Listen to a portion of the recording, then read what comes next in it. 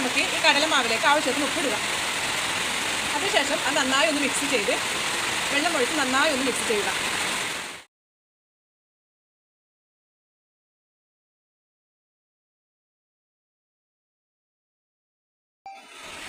ഇത് കട്ടയില്ലാത്ത മാവാക്കി എടുക്കുക. ഇത് നമ്മളിപ്പോൾ 4 തരം കളറാക്കിയിട്ടുണ്ട്. പാൻ അടുപ്പത്ത് വെച്ച് നന്നായി ചൂടായതിനു ശേഷം നമുക്കിതിലേക്ക് ഓയിൽ ഒഴിക്കുക. നന്നായി തിളച്ചിട്ടുണ്ട്. ഇനി ഇതിലേക്ക് മാവുകൾ ഓരോന്നോരോന്നായി നമുക്ക് ഒഴിക്കാം.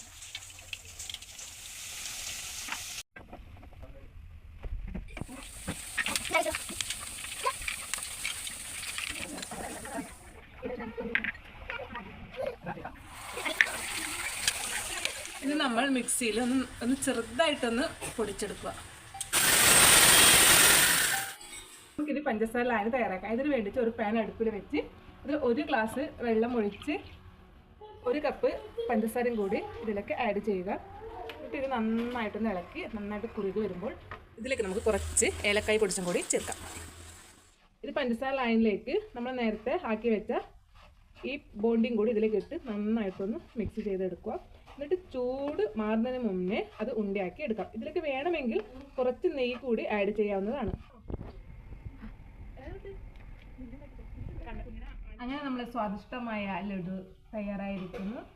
എല്ലാവരും സബ്സ്ക്രൈബ് ചെയ്യുക, ലൈക്ക് ചെയ്യുക, ഷെയർ ചെയ്യുക. നന്ദി.